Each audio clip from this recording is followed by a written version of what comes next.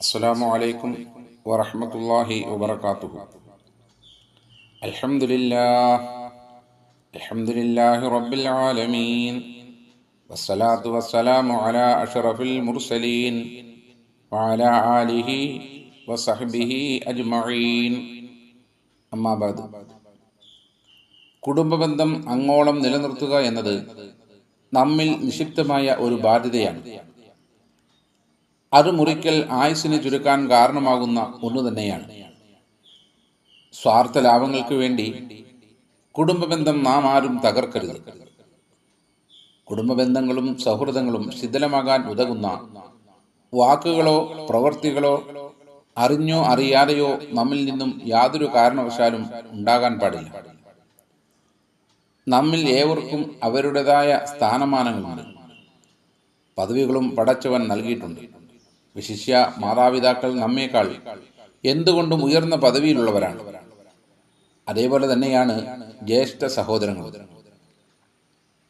നമ്മേക്കാൾ ഒരു വയസ്സെങ്കിലും മുതിർന്നവരെ ബഹുമാനിക്കലും പ്രായത്തിൽ നമ്മേക്കാൾ താഴ്ന്നവരോട് കരുണ കാണിക്കലും കുടുംബബന്ധം പടുത്തുയർത്താൻ പര്യാപ്തമായ ഒന്ന് തന്നെയാണ്. ഇവകൾക്കിടയിൽ ഇടങ്ങേറുണ്ടാക്കുന്ന ഇടപെടലുകളോ വാചകങ്ങളോ പ്രവൃത്തികളോ നമ്മിൽ നിന്നും ഒരു കാലവും ഒരു കാരണവശാലും ഉണ്ടാവുവാൻ പാടില്ല. നമ്മുടെ ആൺമക്കളുടെ ഇണയായി നമ്മുടെ വസതിയിലേക്ക് വന്നണഞ്ഞ തരുണീമണികളെ സ്വന്തം മക്കളെക്കാൾ ഉപരി അവരെ സ്നേഹിക്കലും സംരക്ഷിക്കലും ആ ഭവനത്തിലെ മാതാവിൻ്റെ കടമകളിൽപ്പെട്ടതാണ്.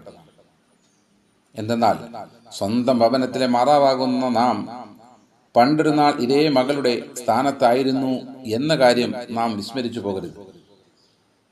നമ്മുടെ പെൺതരികൾ ഇനിയൊരു ഭവനത്തിൽ ചെന്നണയേണ്ടവർ തന്നെ. മാതാവും മകളും മരുമകളും സ്ത്രീകൾ തന്നെയാണ് എന്ന വലിയ വസ്തുത നാം വിസ്മരിക്കരുത്. അതേപോലെ തന്നെ ഇന്നലെ വരെ ജീവിച്ച ഭവനം വെടിഞ്ഞ് ഭർത്താവിൻ്റെ കൈപിടിച്ച് കയറുവന്ന പെൺമക്കൾ സ്വന്തം മാതാവിൻ്റെ സ്ഥാനത്തെ ഇണയുടെ മാതാവിനെ കാണുകയും സംരക്ഷിക്കുകയും ചെയ്യേണ്ടത് മരുമകളുടെയും കടമയാണ്.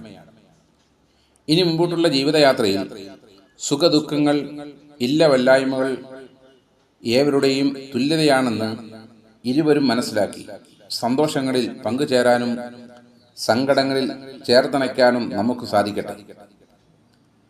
കുടുംബബന്ധം ചേർക്കുന്നതിലൂടെ ഇഹപര വിജയം കരസ്ഥമാകുന്ന സജ്ജനങ്ങളിൽ സർവാധിപതിയായ സർവലോക സംരക്ഷകനായ നാഥൻ നാം ഏവരെയും ഉൾപ്പെടുത്തി അനുഗ്രഹിക്കുമാറാകട്ടെ.